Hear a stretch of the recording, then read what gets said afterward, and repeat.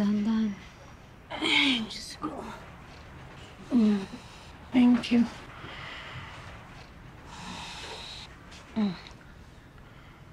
Nay, sorry Hindi kita nasundo kanina. Hindi kasi ako pinayagan mag-undertime ng boss ko eh. Hindi naman ako pinabayaan ni Elvin. Inasikaso niya ako sa ospital hanggang makarating dito sa bahay.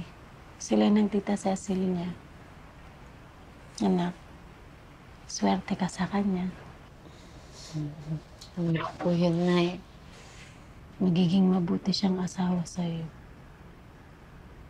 Tabuhin niyo na ba ako, Nay? Anak, baka lang makawala pa si Elvin. Hindi ka na makakakita ng lalaking katulad niya. Mahal na mahal ka niya. Mahal na mahal ko din siya, Nay. Pero, mas mahal na mahal ko kayo. Lahat po gagawin ko para sa inyo. Ikaw muna, bago si Elvin. Ikaw muna, bago ako.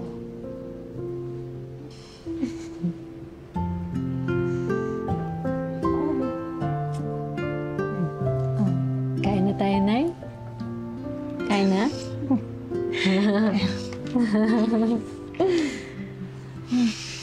Yung paborito niya yan.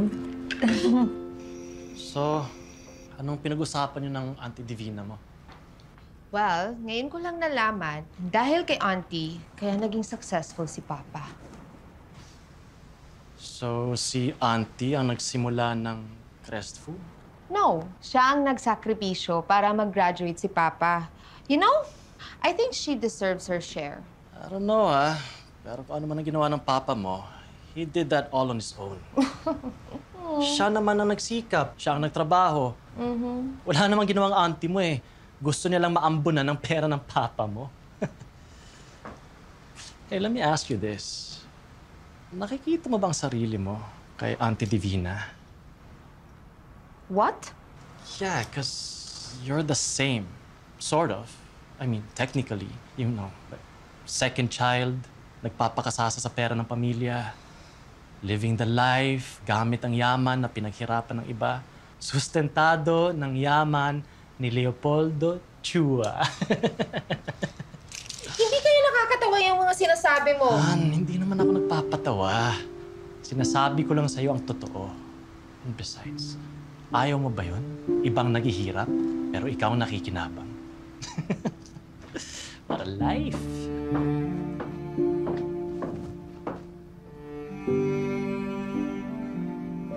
Oh, eto na yung sabaw na padala ni DCM. Masarap pa. I thank you. Alam mo, parang gusto kong i-absorb si Dahlia bilang isa sa mga assistants ko. Natanong ba siya kung gusto niyang magtrabaho sa'yo? Eh sana lang hindi siya katulad mo na ayaw ako makatrabaho. For a change, may isa akong kapatid na I think makakasundo ka at makakatulong ka sa kumpanya. Alam mo si Dahlia, mabait yun. Magtatrabaho na mahusay yun sa inyo.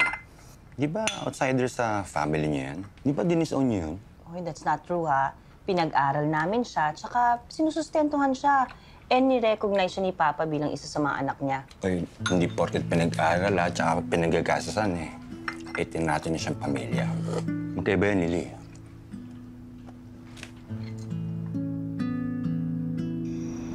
Iris, I got an email from the airlines.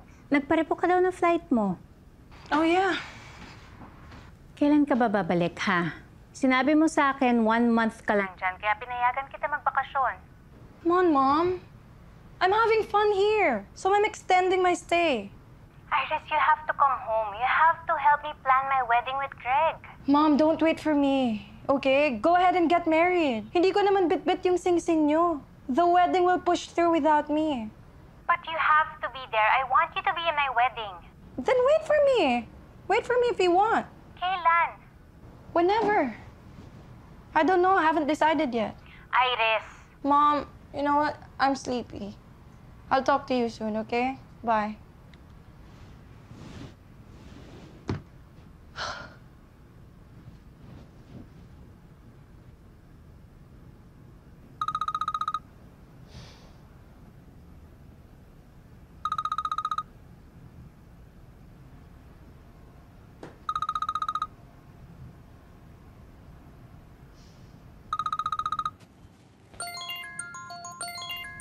Si Violet tumatawag. Bakit gusto kong kausapin ang kapatid mo? Hello? Patsy, nasa office ka ba? Sa office ka na? Good. Dahil paakyat na ako. Kasama ko si Attorney Velasco. Let's go.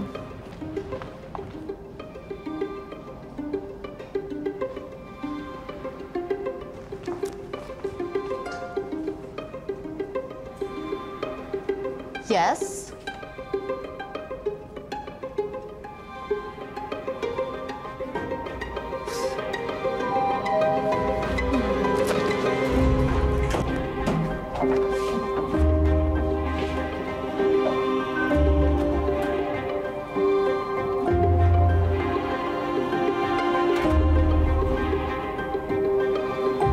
Office of the President? Yes, admin assistant. Pero marketing ang core competency ko. Probe lang naman, di ba? Saka yun yung gusto ng ate. Yun ang gusto ni Ma'am Lily. Kinulang talaga kami sa staff. Sige na. Wala akong alam sa pagiging sekretarya. Andito naman ako. Iga-guide naman kita. Madali lang yun. Saka, itatago ko yung secret mo. Yes? Yes? Sige na. Dala mo lahat ng... Sige na, dito ko magkatabi tayo. Ayaw man. Wait! Ayan! Why are you here? Sorry po, Mama.